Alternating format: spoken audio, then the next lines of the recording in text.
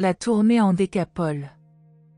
Lorsque Jésus et les 12 arrivèrent au parc de Magadan, ils y trouvèrent, les attendant, un groupe de presque une centaine d'évangélistes et de disciples, incluant le corps évangélique féminin. Ils étaient prêts à partir immédiatement pour la tournée d'enseignement et de prédication en Décapole. Ce jeudi matin 18 août, le Maître réunit ses disciples et demanda que chacun de ses apôtres s'associe avec l'un des 12 évangélistes, que d'autres évangélistes se joignent à eux et que les 12 groupes ainsi constitués partent œuvrer dans les villes et villages de la Décapole. Quant aux corps évangéliques féminins et aux autres disciples, il leur demanda de rester auprès de lui. Jésus accorda à ses disciples 4 semaines pour faire cette tournée et leur demanda de revenir à Magadan au plus tard le vendredi 16 septembre. Il promit de leur rendre fréquemment visite entre-temps. Au cours de ce mois, les 12 groupes opérèrent à Gérasa, Gamala, Hippo, Aphon, Gadara, Abila, Idréi, Philadelphie, Esbon, Diom, Cytopolis et dans bien d'autres villes. Durant cette tournée, aucune guérison miraculeuse n'eut lieu et aucun événement extraordinaire ne se produisit. 1. Le sermon sur le pardon. Un soir à Hippo, en réponse à la question d'un disciple, Jésus enseigna la leçon sur le pardon. Le Maître dit : Si un homme de cœur a 100 brebis, et si l'une d'entre elles s'égare, n'abandonnera-t-il pas aussitôt les 99 pour partir à la recherche de celle qui s'est égarée ? S'il est un bon berger, ne poursuivra-t-il pas ses recherches jusqu'à ce qu'il l'ait trouvée ? Alors, quand le berger a retrouvé sa brebis perdue, il la charge sur son épaule, rentre chez lui en se réjouissant et crie, au passage, à ses amis et voisins, « Réjouissez-vous avec moi, car j'ai retrouvé ma brebis perdue. » Je proclame qu'il y a plus de joie au ciel pour un pécheur qui se repent que pour 99 justes qui n'ont pas besoin de se repentir. Cependant, il n'est pas conforme à la volonté de mon Père qui est aux cieux que l'un de ces petits s'égare, et encore bien moins qu'il périsse. Dans votre religion, Dieu peut recevoir des pécheurs repentants. Dans l'évangile du royaume, le Père va à leur recherche avant même qu'ils aient sérieusement pensé à se repentir. Le Père qui est aux cieux aime ses enfants, et c'est pourquoi vous devriez apprendre à vous aimer les uns les autres. Le Père qui est aux cieux vous pardonne vos péchés, vous devriez donc apprendre à vous pardonner les uns les autres. Si ton frère pêche contre toi, va vers lui et montre-lui sa faute avec tact et patience. Fais tout cela en tête-à-tête. S'il veut t'écouter, alors, tu as gagné ton frère. Mais, si ton frère refuse de t'entendre, s'il persiste dans son erreur, retourne encore une fois vers lui en emmenant un ou 2 amis communs, afin d'avoir 2 ou même 3 témoins pour confirmer ton témoignage et établir le fait que tu as traité avec justice et miséricorde le frère qui t'a fait du tort. Ensuite, s'il refuse d'écouter tes amis, tu peux raconter toute l'histoire à la congrégation, et s'il refuse de l'écouter, laisse la fraternité prendre la mesure qu'elle juge sage, laisse ce membre indiscipliné devenir un proscrit du royaume. Alors que vous ne pouvez pas prétendre juger l'âme de vos compagnons, alors qu'il ne vous est pas permis de pardonner les péchés ni d'oser usurper d'une autre manière les prérogatives des superviseurs des armées célestes, par contre, le maintien de l'ordre temporel dans le royaume sur terre vous a été confié. Alors que vous n'êtes pas autorisé à vous immiscer dans les décrets divins concernant la vie éternelle, vous réglerez les problèmes de conduite dans la mesure où ils concernent le bien-être temporel de la fraternité sur terre. Ainsi, pour toutes ces questions liées à la discipline de la fraternité, tout ce que vous décréterez sur terre sera reconnu au ciel. Bien que vous ne puissiez déterminer la destinée éternelle de l'individu, vous êtes autorisé à légiférer en ce qui concerne la conduite du groupe, car, là où 2 ou 3 d'entre vous sont d'accord au sujet de n'importe laquelle de ces choses et font appel à moi, vous serez exaucés si cette pétition n'est pas incompatible avec la volonté de mon Père qui est dans les cieux. Et tout ceci est toujours vrai, car, là où 2 ou 3 croyants sont réunis, je suis là au milieu d'eux. À Hippo, Simon-Pierre était l'apôtre responsable des évangélistes. Lorsqu'il entendit Jésus parler ainsi, il demanda : « Seigneur, combien de fois devrais-je pardonner à un frère qui pêche contre moi? Faut-il aller jusqu'à 7 fois? Jésus répondit à Pierre, non seulement 7 fois, mais 77 fois. C'est pourquoi l'on peut comparer le royaume des cieux à un certain roi qui ordonna la vérification des comptes de ses intendants. Quand l'examen fut commencé, on amena devant lui l'un de ses principaux économes qui reconnut devoir 10 000 talents au roi. Ce fonctionnaire de la cour plaida qu'il avait eu des malheurs et qu'il n'avait pas de quoi remplir ses obligations. Alors, le roi ordonna de confisquer ses biens et de vendre ses enfants comme esclaves pour payer sa dette. Lorsque le grand économe entendit ce jugement sévère, il tomba face contre terre devant le roi et l'implora d'être miséricordieux et de lui donner un délai en disant « Seigneur, aie un peu plus de patience avec moi, et je rembourserai tout. » Le roi regarda ce serviteur négligent et sa famille, et fut ému de compassion. Il ordonna de le relâcher et de le tenir entièrement quitte de sa dette. Ayant ainsi reçu miséricorde et pardon du roi, le chef économe retourna à ses affaires, trouvant l'un de ses subordonnés qui lui devait la modeste somme d'une centaine de deniers, il s'empara de lui, le saisit à la gorge et lui dit « Paye-moi tout ce que tu me dois. » Alors, le sous-intendant tomba face contre terre devant le chef économe et le supplia en disant « Sois simplement patient avec moi, et je pourrai bientôt te payer. » Mais le chef économe ne voulut pas faire montre de miséricorde envers son collègue et le fit mettre en prison jusqu'au remboursement de la dette. Voyant ce qui s'était passé, les collègues du prisonnier furent tellement outrés qu'ils allèrent rapporter l'épisode au roi, leur seigneur et maître. Quand le roi apprit l'action de son chef économe, il fit comparaître devant lui cet homme ingrat et implacable, et lui dit « Tu es un intendant méchant et indigne. Quand tu as cherché compassion, je t'ai librement fait remise de toute ta dette. Pourquoi n'as-tu pas été miséricordieux envers ton collègue comme je l'ai été envers toi? » Et le roi entra dans une telle colère qu'il livra son ingrat chef économe au geôlier pour qu'il le détienne jusqu'à paiement complet de toute sa dette. De même, mon Père céleste montrera une plus large miséricorde à ceux qui sont spontanément miséricordieux envers leurs prochains. Comment pouvez-vous vous approcher de Dieu en lui demandant d'excuser vos imperfections si vous avez l'habitude de châtier ces mêmes faiblesses humaines chez vos frères qui en sont coupables? Je vous le dis à tous, vous avez reçu libéralement les bonnes choses du royaume, donnez donc libéralement à vos compagnons terrestres. C'est ainsi que Jésus enseigna les dangers et illustra l'injustice du jugement personnel porté sur votre prochain. Il faut que la discipline soit maintenue et que la justice soit administrée, mais, en toute matière, la sagesse de la fraternité devrait prévaloir. Jésus conféra l'autorité législative et judiciaire au groupe et non à des individus. Et même cette autorité attribuée au groupe ne doit pas être exercée sous forme personnelle. On risque toujours de voir le verdict d'un individu faussé par des préjugés ou déformé par la passion. Le jugement collectif a plus de chances d'écarter les dangers et d'éliminer l'injustice des préventions personnelles. Jésus chercha toujours à minimiser les facteurs d'injustice, de représailles et de vengeance. L'emploi du nombre 77, pour illustrer la miséricorde et la tolérance, fut tiré du passage des Écritures concernant l'exultation de Lémec devant les armes métalliques de son fils Tubal-Caïn. Comparant ses instruments supérieurs à ceux de ses ennemis, il s'écria « Si Caïn, sans arme à la main, a été 7 fois vengé, je serai maintenant vengé 77 fois. » 2. Le prédicateur étranger. Jésus se rendit à Gamala pour visiter Jean et tous ceux qui y travaillaient avec lui. Ce soir-là, après la séance des questions et réponses, Jean dit à Jésus « Maître, je suis allé hier à Ashtaro voir un homme qui enseignait en ton nom et qui prétendait même être capable de chasser des démons. Or, cet homme n'a jamais été avec nous et ne nous suit pas, je lui ai donc défendu d'agir ainsi. » Jésus dit alors, ne le lui interdis pas.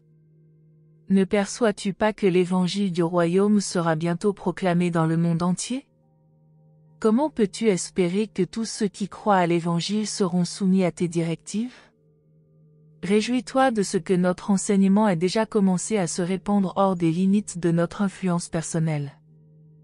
Ne vois-tu pas, Jean, que ceux qui prétendent faire de grandes œuvres en mon nom finiront par soutenir notre cause? Ils n'auront certainement pas tendance à médire de moi. Mon fils, en pareille matière, tu ferais mieux d'estimer que quiconque n'est pas contre nous est avec nous. Dans les générations à venir, beaucoup d'hommes non entièrement dignes feront des choses étranges en mon nom, mais je ne le leur interdirai pas. Je te dis que, même si l'on donne une simple coupe d'eau froide à une âme assoiffée, les messagers du Père enregistreront toujours ce service rendu par amour. Cette instruction plongea Jean dans la perplexité. N'avait-il pas entendu le Maître dire « Quiconque n'est pas avec moi est contre moi » Il ne perçut pas que Jésus avait, alors, fait allusion aux relations personnelles de l'homme avec les enseignements spirituels du royaume, tandis que, dans le cas présent, il parlait des vastes relations extérieures entre croyants. Ces rapports sociaux concernaient les questions du contrôle administratif et du pouvoir juridique d'un groupe de croyants sur le travail d'un autre groupe, facteur qui devait finir par constituer la fraternité mondiale à venir. Jean décrivit souvent cette expérience en liaison avec ses travaux ultérieurs pour le royaume. Néanmoins, les apôtres se formalisèrent maintes fois de voir des étrangers qui avaient l'audace d'enseigner au nom du Maître. Il leur parut toujours incorrect que des hommes qui ne s'étaient jamais assis aux pieds de Jésus osent enseigner en son nom. L'homme à qui Jean avait interdit d'enseigner et d'œuvrer au nom de Jésus ne tint aucun compte de l'injonction de l'apôtre. Il poursuivit carrément ses efforts et forma un groupe considérable de croyants à Kanata avant de partir pour la Mésopotamie. Cet homme, nommé Aden, avait été amené à croire en Jésus par le témoignage du démon que Jésus avait guéri près de Kérésa, et qui avait cru avec tant de confiance que les prétendus mauvais esprits chassés hors de lui par le Maître étaient entrés dans le troupeau de porcs et l'avaient précipité par-dessus le bord de la falaise dans l'anéantissement. 3. Instructions pour les éducateurs et les croyants. À Édréi, où travaillaient Thomas et ses associés, Jésus passa une journée et une nuit. Au cours de la discussion du soir, il exprima les principes qui devraient guider ceux qui prêchent la vérité et animer tous ceux qui enseignent l'évangile du royaume. Voici, résumée en langage moderne, la leçon que Jésus enseigna. Respectez toujours la personnalité de l'homme. Une cause juste ne doit jamais être promue par la force, les victoires spirituelles se gagnent uniquement par le pouvoir spirituel. Cette injonction contre l'emploi d'influence matérielle s'applique aussi bien à la force psychique qu'à la force physique. On ne doit employer ni des arguments accablants ni la supériorité mentale pour contraindre des hommes et des femmes à entrer dans le royaume. Le mental humain ne doit ni être écrasé par le seul poids de la logique ni intimidé par une éloquence astucieuse.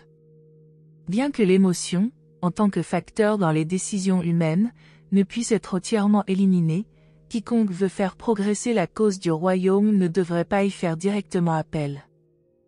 Ayez directement recours à l'esprit divin qui habite le mental des hommes, et non à la peur, à la pitié ou au simple sentiment. En faisant appel aux hommes, soyez équitables, contrôlez-vous et restez dûment sur la réserve, respectez comme il convient la personnalité de vos élèves. Rappelez-vous que j'ai dit, voici, je me tiens à la porte et je frappe, et j'entrerai chez quiconque veut ouvrir. En initiant les hommes au royaume, ne diminuez ou ne détruisez pas leur respect d'eux-mêmes. Le respect de soi poussé à l'excès peut détruire l'humilité appropriée et se transformer en orgueil, en vanité et en arrogance, mais la perte du respect de soi aboutit souvent à la paralysie de la volonté. Cet évangile a pour but de rétablir le respect de soi chez ceux qui l'ont perdu et de le réfréner chez ceux qui l'ont. Ne commettez pas l'erreur de simplement condamner ce qu'il y a de mauvais dans la vie de vos élèves, n'omettez pas de reconnaître libéralement, dans leur vie, les choses les plus dignes de louange. N'oubliez pas que rien ne m'arrêtera pour rétablir le respect de soi chez ceux qui l'ont perdu et qui désirent réellement le regagner.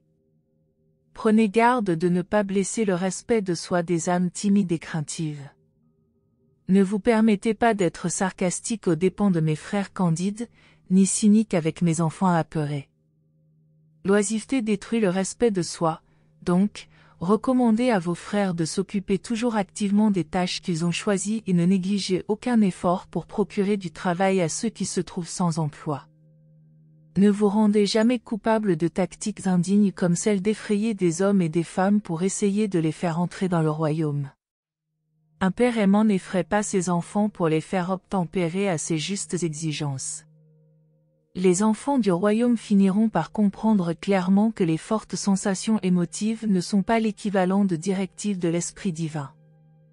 Quand une forte et étrange impression vous pousse à faire une chose ou à vous rendre en un certain lieu, cela ne signifie pas nécessairement que de telles impulsions soient des directives de l'esprit intérieur. Avertissez tous les croyants en ce qui concerne cette zone de conflit qu'il faut traverser pour passer de la vie telle qu'elle est vécue dans la chair à la vie supérieure telle qu'elle est vécue dans l'esprit. Pour ceux qui vivent pleinement dans l'un ou l'autre de ces deux royaumes, il y a peu de conflits ou de confusion, mais tous sont condamnés à éprouver un plus ou moins grand degré d'incertitude pendant la période de transition entre les deux niveaux d'existence. En entrant dans le royaume, vous ne pouvez ni échapper à ses responsabilités, ni éluder ses obligations, mais n'oubliez pas que le joug de l'Évangile est facile à porter et que le fardeau de la vérité est léger. Le monde est rempli d'hommes affamés qui vivent dans la famine en présence même du pain de vie, les hommes meurent en cherchant le Dieu qui habite pourtant en eux. Ils recherchent les trésors du royaume avec un cœur plein de désirs et une démarche fatiguée, alors qu'ils sont tous à portée immédiate de la foi vivante. La foi est à la religion ce que les voiles sont au bateau, elle est un supplément de puissance et non un fardeau additionnel de la vie. L'unique lutte de ceux qui entrent dans le royaume est de mener le bon combat de la foi. Le croyant n'a qu'une bataille à livrer, et c'est contre le doute, contre l'incrédulité. En prêchant l'évangile du royaume, vous enseignez simplement l'amitié avec Dieu, et cette communion présentera un attrait égal pour les hommes et pour les femmes, tous deux y trouveront ce qui satisfait le plus véritablement leurs désirs et leurs idéaux caractéristiques. Dites à mes enfants que je suis non seulement sensible à leurs sentiments et patient avec leurs faiblesses, mais que je suis aussi sans pitié pour le péché et que je ne tolère pas l'iniquité. En vérité, je suis débonnaire et humble en présence de mon Père, mais je suis également implacable et inexorable quand il y a malfaisance délibérée et rébellion impie contre la volonté de mon Père qui est aux cieux. Vous ne dépeindrez pas votre maître comme un homme de chagrin. Les générations futures connaîtront aussi le rayonnement de notre joie, l'entrain de notre bonne volonté et l'inspiration de notre bonne humeur. Nous proclamons un message de bonne nouvelle dont le pouvoir transformateur est contagieux. Notre religion palpite d'une nouvelle vie et de nouvelles significations. Ceux qui acceptent cet enseignement sont remplis de joie, et leur cœur les oblige à se réjouir perpétuellement. Ceux qui ont une certitude au sujet de Dieu font toujours l'expérience d'un bonheur croissant.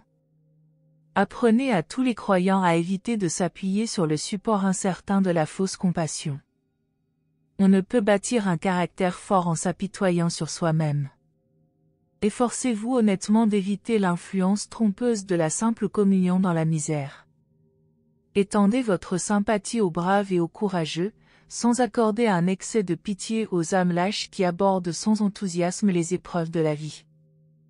N'offrez pas de consolation à ceux qui se couchent par terre devant les obstacles sans lutter.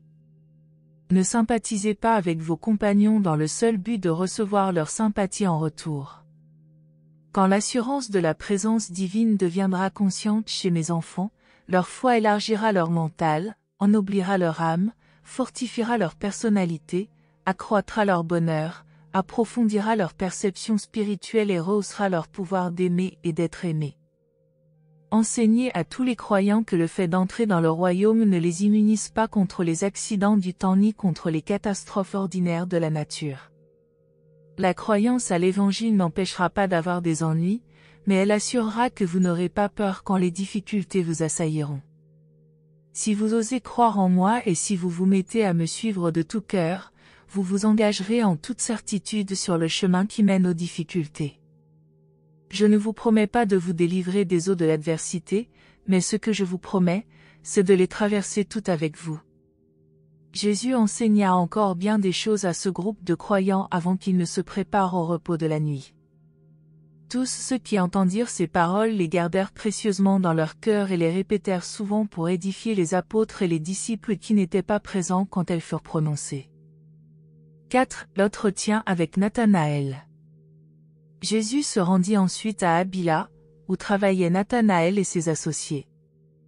Nathanaël était très ennuyé par certaines déclarations de Jésus qui paraissaient porter atteinte à l'autorité des Écritures hébraïques reconnues. En conséquence, ce soir-là, après la séance habituelle de questions et de réponses, Nathanaël emmena Jésus à l'écart et lui demanda « Maître, as-tu suffisamment confiance en moi pour me faire connaître la vérité sur les Écritures ? J'observe que tu nous enseignes seulement une partie des écrits sacrés, la meilleure d'après moi, et j'en infère que tu rejettes la doctrine des rabbins enseignant que les paroles de la loi sont les paroles mêmes de Dieu, et qu'elles étaient avec Dieu au ciel, même avant l'époque d'Abraham et de Moïse. Quelle est la vérité au sujet des Écritures ? Lorsque Jésus entendit cette question de son apôtre déconcerté, il répondit. Nathanaël, tu as bien jugé, je ne vois pas les Écritures sous le même jour que les rabbins. Je vais te parler de cette question à condition que tu ne divulgues pas ces choses à tes frères, car ils ne sont pas tous préparés à recevoir cet enseignement. Les paroles de la loi de Moïse et les leçons des Écritures n'existaient pas avant Abraham. C'est tout récemment que les Écritures ont été rassemblées sous la forme où nous les possédons aujourd'hui. Elles contiennent ce qu'il y a de meilleur dans les idées les plus élevées et les désirs ardents du peuple juif, mais aussi nombre d'éléments qui sont loin de représenter le caractère et les enseignements du Père qui est aux cieux. C'est pourquoi il me faut choisir, parmi les meilleurs enseignements, les vérités destinées à être glanées pour l'évangile du royaume. Ces écrits sont des œuvres d'hommes, dont certains étaient saints, et d'autres moins saints. Les enseignements de ces livres représentent les vues et le degré d'illumination de l'époque d'où ils tirent leur origine. En tant que révélation de la vérité, on peut davantage se fier au dernier livre qu'au premier. Les Écritures sont erronées, et leur origine est entièrement humaine, mais, ne vous y trompez pas, elles constituent le meilleur recueil de sagesse religieuse et de vérité spirituelle que l'on puisse trouver présentement dans le monde entier. Beaucoup de ces livres n'ont pas été écrits par les personnes dont ils portent le nom, mais cela n'infirme aucunement la valeur des vérités qu'ils contiennent. Si l'histoire de Jonas n'était pas réelle, et même si Jonas n'avait jamais vécu, les profondes vérités de ce récit, l'amour de Dieu pour Ninive et pour les soi-disant païens, n'en seraient pas moins précieuses aux yeux de tous ceux qui aiment leurs semblables. Les Écritures sont sacrées parce qu'elles relatent les pensées et les actes d'hommes qui recherchaient Dieu et qui ont laissé dans ces écrits leurs conceptions les plus élevées de la droiture, de la vérité et de la sainteté. Les Écritures contiennent un très grand nombre de choses vraies, mais, à la lumière de votre présent enseignement, vous savez également que trop souvent elles présentent sous un faux jour le Père qui est aux cieux, le Dieu aimant que je suis venu révéler à tous les mondes. Nathanaël, ne te laisse jamais aller, même un instant, à croire les récits des Écritures qui te disent que le Dieu d'amour a ordonné à tes ancêtres de livrer bataille pour massacrer tous leurs ennemis, hommes, femmes et enfants. De tels récits sont des paroles d'hommes dont la sainteté est douteuse, ils ne sont pas la parole de Dieu.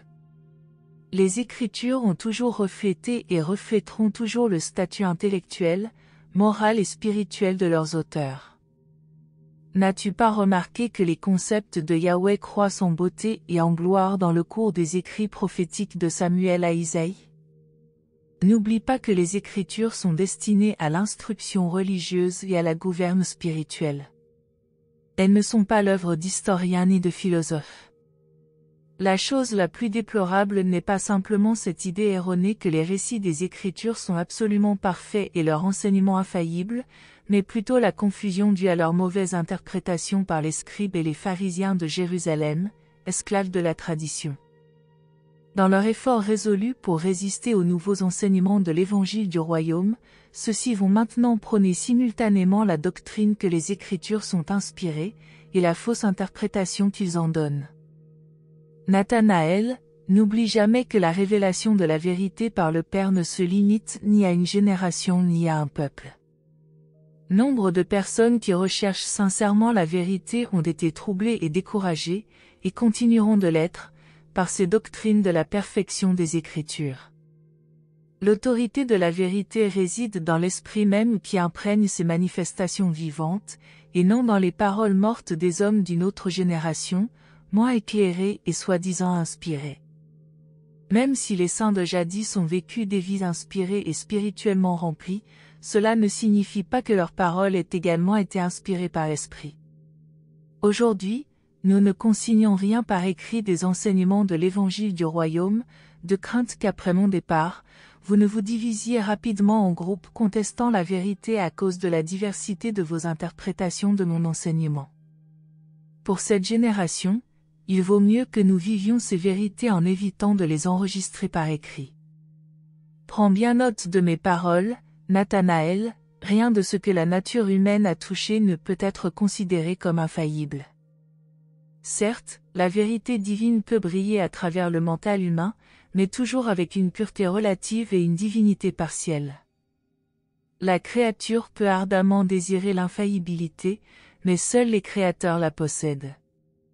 Mais la plus grande erreur de l'enseignement concernant les Écritures est la doctrine les présentant comme des livres occultes de mystère et de sagesse, que seuls osent interpréter les sages de la nation. Les révélations de la vérité divine ne sont pas scellées, si ce n'est par l'ignorance humaine, la bigoterie et l'intolérance sectaire. La lumière des Écritures n'est affaiblie que par les préjugés et assombrie que par les superstitions. Une fausse peur du sacré a empêché le bon sens de sauvegarder la religion. La peur de l'autorité des écrits sacrés du passé empêche efficacement les âmes honnêtes d'aujourd'hui d'accepter la nouvelle lumière de l'Évangile, la lumière que, dans une génération précédente, ces mêmes hommes connaissant Dieu désiraient si intensément voir briller. Mais le plus triste de tout cela est le fait que certains éducateurs enseignent le caractère sacré de ce traditionnalisme tout en connaissant la vérité à son sujet. Ils comprennent plus ou moins complètement les limitations des Écritures, mais sont moralement lâches et intellectuellement malhonnêtes. Ils connaissent la vérité au sujet des écrits sacrés, mais préfèrent laisser le peuple dans l'ignorance de ces faits troublants. Ils pervertissent et déforment ainsi les Écritures, ils en font un guide pour les détails serviles de la vie quotidienne et une autorité sur les questions non spirituelles, au lieu de faire appel aux écrits sacrés en tant que dépositaires de la sagesse morale, de l'inspiration religieuse et de l'enseignement spirituel des hommes qui connaissaient Dieu au cours d'autres générations. Nathanaël fut éclairé et choqué par les déclarations du Maître. Dans les profondeurs de son âme, il médita longuement sur cet entretien, mais n'en parla à personne avant l'ascension de Jésus. Même après, il craignit encore de communiquer, dans leur plénitude, les enseignements du Maître à ce sujet. 5. Le caractère positif de la religion de Jésus. À Philadelphie, où Jacques évangélisait, Jésus donna aux disciples une leçon sur le caractère positif de l'Évangile du Royaume. Au cours de ses remarques, il indiqua que certaines parties des Écritures étaient plus véridiques que d'autres, et il recommanda à ses auditeurs de nourrir leur âme des meilleurs aliments spirituels. Jacques interrompit le Maître pour lui demander « Maître, aurais-tu la bonté de nous suggérer la manière de choisir les meilleurs passages des Écritures pour notre édification personnelle ?» Et Jésus répondit « Oui, Jacques, en lisant les Écritures, recherche les enseignements éternellement vrais et divinement beaux tels que « Crée en moi un cœur pur, ô Seigneur. Le Seigneur est mon berger, je ne manquerai de rien. Tu devrais aimer ton prochain comme toi-même. Car moi, le Seigneur ton Dieu, je tiendrai ta main droite en disant, n'aie aucune crainte, je t'aiderai. Et les nations n'apprendront plus la guerre. » Ceci illustre la manière dont, jour après jour, Jésus faisait sien le meilleur des Écritures hébraïques pour instruire ses disciples et pour l'inclure dans l'enseignement du nouvel évangile du royaume. D'autres religions avaient laissé entendre que Dieu était proche des hommes, mais Jésus assimila le ministère de Dieu auprès des hommes à la sollicitude d'un père affectueux pour le bien-être de ses enfants, qui dépendent de lui, Ensuite il fit de cet enseignement la pierre angulaire de sa religion. C'est ainsi que la doctrine de la paternité de Dieu rendit impérative la pratique de la fraternité des hommes. L'adoration de Dieu et le service de l'homme devinrent la somme et la substance de sa religion. Jésus prit ce qu'il y avait de meilleur dans la religion juive et le transféra dans le digne cadre des nouveaux enseignements de l'évangile du royaume. Jésus introduisit l'esprit d'action positive dans les doctrines passives de la religion juive. Au lieu d'une soumission négative à des exigences cérémonielles, Jésus prescrivit l'accomplissement positif de ce que sa nouvelle religion exigeait de ceux qui l'acceptaient. La religion de Jésus ne consistait pas simplement à croire, mais à faire réellement ce que l'Évangile demandait. Il n'enseignait pas que le service social constituait l'essence de sa religion, mais bien plutôt que le service social était un des effets certains de la possession de l'esprit de vraie religion. Jésus n'hésitait pas à adopter la meilleure moitié d'un passage des Écritures tout en rejetant la partie inférieure. Sa grande exhortation, « Tu aimeras ton prochain comme toi-même », il l'a pris dans le passage suivant, « Tu n'exerceras pas de vengeance contre les enfants de ton peuple, mais tu aimeras ton prochain comme toi-même. » Jésus s'appropria la partie positive de ce verset et en rejeta la partie négative. Il s'opposa même à la non-résistance négative ou purement passive. Il dit, si un ennemi te frappe sur une joue, ne reste pas là muet et passif, mais prends une attitude positive et tends-lui l'autre, autrement dit, fais activement de ton mieux pour détourner des mauvais sentiers ton frère égaré et pour le ramener dans la bonne voie d'une vie droite. Jésus demandait à ses disciples de réagir positivement et dynamiquement dans toutes les circonstances de la vie. Le fait de tendre l'autre joue, ou tout autre acte typiquement semblable, exige de l'initiative et nécessite une expression vigoureuse, active et courageuse de la personnalité du croyant. Jésus ne préconisait pas la pratique de se soumettre négativement au mauvais traitement de ceux qui cherchent volontairement à abuser des adeptes de la non-résistance au mal, mais plutôt que ses disciples soient sages et vigilants dans leur réaction rapide et positive du bien contre le mal, afin qu'ils puissent effectivement triompher du mal par le bien. N'oubliez pas que le véritable bien est invariablement plus puissant que le mal le plus pernicieux.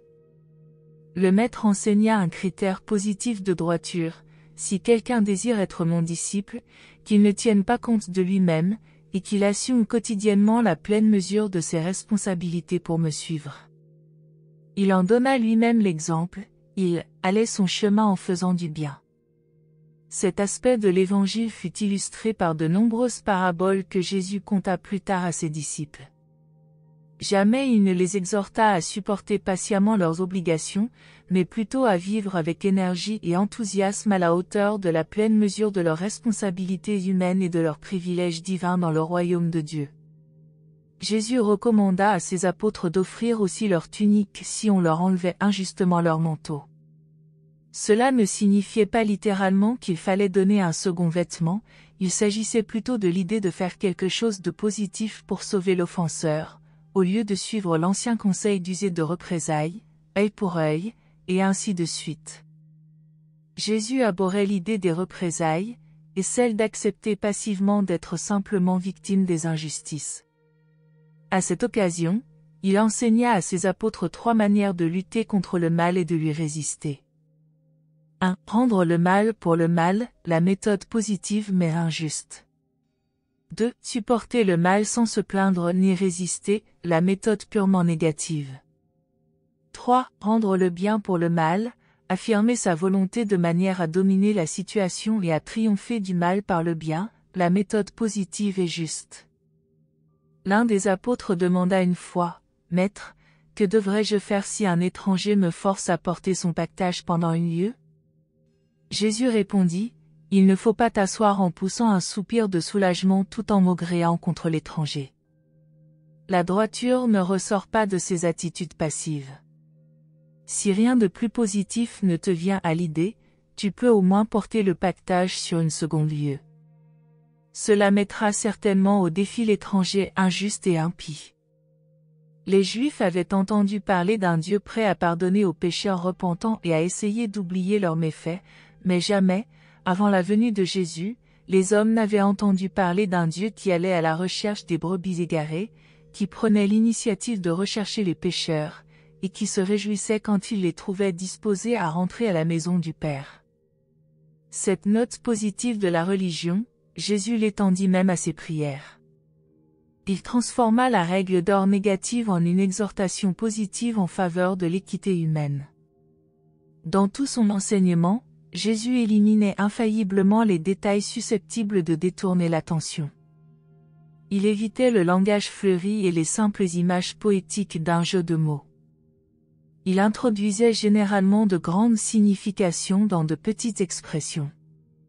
Pour illustrer sa pensée, Jésus renversa la signification courante attribuée à bien des mots tels que sel, levain, pêche et petits-enfants. Il employait fort efficacement l'antithèse en comparant le minuscule à l'infini, et ainsi de suite. Ces expressions telles que « les aveugles conduisant les aveugles » étaient frappantes. Mais la plus grande force de son enseignement imagé était son naturel. Jésus fit descendre du ciel sur terre la philosophie de la religion. Il décrivait les besoins élémentaires de l'homme avec une nouvelle perspicacité et une nouvelle effusion d'amour. 6. Le retour à Magadan. La mission de 4 semaines en Décapole eut un succès modéré. Des centaines d'âmes furent reçues dans le royaume. Les apôtres et les évangélistes gagnèrent une précieuse expérience en poursuivant leur œuvre sans l'inspiration de la présence personnelle immédiate de Jésus. Le vendredi 16 septembre, tout le corps évangélique se rassembla au parc de Magadan, comme convenu antérieurement. Le jour du sabbat, plus de 100 croyants tinrent un conseil où les plans d'avenir pour développer l'œuvre du royaume furent étudiés à fond. Les messagers de David étaient présents et firent des rapports sur la situation des croyants en Judée, en Samarie, en Galilée et dans les districts limitrophes. Rares étaient, à cette époque, les disciples de Jésus qui appréciaient pleinement la grande valeur des services rendus par le corps des messagers. Non seulement les messagers maintenaient, dans toute la Palestine, le contact des disciples entre eux et avec Jésus et les apôtres, mais aussi, durant ces jours sombres, ils servaient de collecteurs de fonds.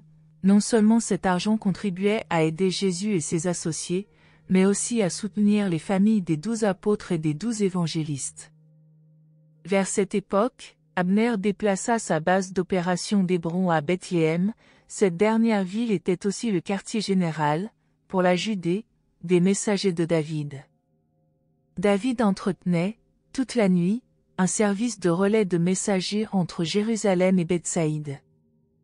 Les coureurs partaient de Jérusalem tous les soirs, se relayaient à Sichar et à Sitopolis, et arrivaient à Bethsaïde le lendemain matin à l'heure du déjeuner. Jésus et ses associés se préparèrent maintenant à prendre une semaine de repos avant d'aborder la phase ultime de leur œuvre en faveur du royaume. Ce fut leur dernière période de repos, car la mission empérée devint une campagne de prédication et d'enseignement qui dura jusqu'à l'époque de leur arrivée à Jérusalem et du déroulement des épisodes finaux de la carrière terrestre de Jésus. Merci de nous avoir rejoints aujourd'hui, et je vous retrouve bientôt pour une nouvelle exploration passionnante.